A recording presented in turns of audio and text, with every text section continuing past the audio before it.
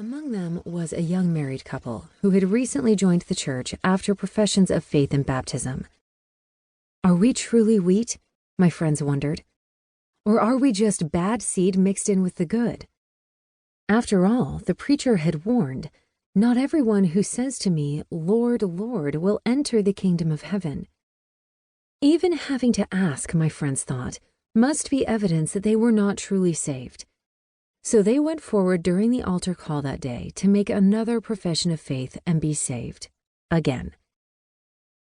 Later, these young Christians learned, from me and from others, that most believers have fleeting moments, or hours, or days, or years of doubt, and that the inevitable self-examination that results is not only normal, but can be good and healthy.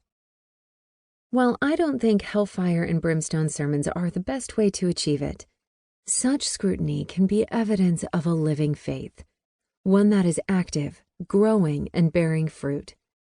In contrast, a faith that never feels challenged is most likely dead. What is faith? What is faith? We use the word in so many ways. We can have faith in a person or an institution. The law might consider a transaction to be one made in good faith. We describe our level of self-confidence as the amount of faith we have in ourselves.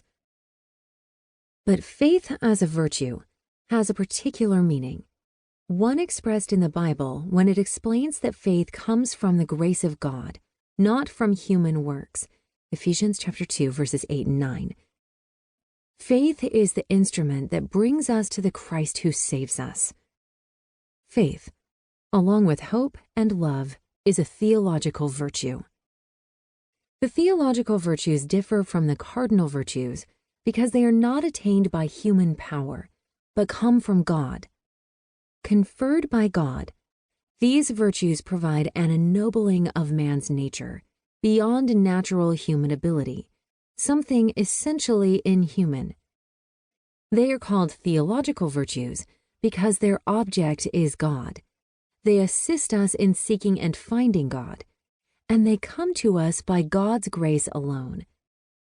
The theological virtues differ in their origin, but like other virtues, they can become excellent through practice. Thus, faith, over time through the hard work of habituation, can become a consistent and enduring quality of one's character. The excellence of one's faith can be measured a number of ways: by the strength of one's conviction, by the response to that conviction, and by the actual trust one places in the object of faith.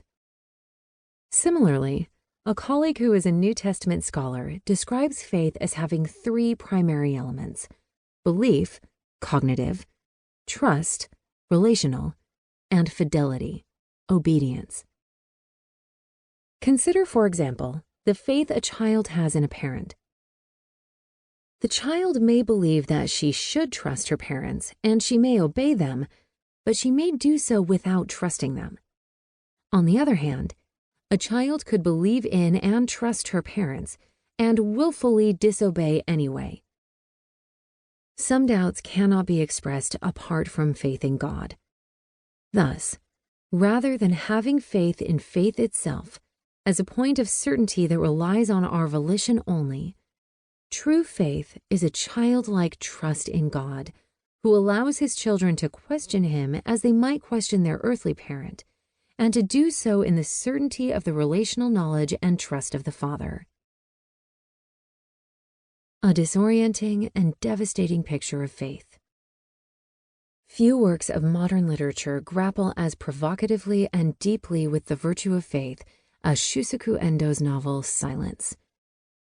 Chosen by HarperCollins as one of the 100 best spiritual books of the century, Silence wrestles with hard, uncomfortable questions about the nature and limits of personal faith, as well as the ways cultural conditions can foster or discourage faith. To be sure, the picture of faith in Silence is disorienting and devastating. The novel centers on a test of faith that is unimaginable for most Christians today, whose Christianity is marked by a Western triumphalism that dramatically differs from the defeat and defeatism of the Christian experience in 17th century Japan.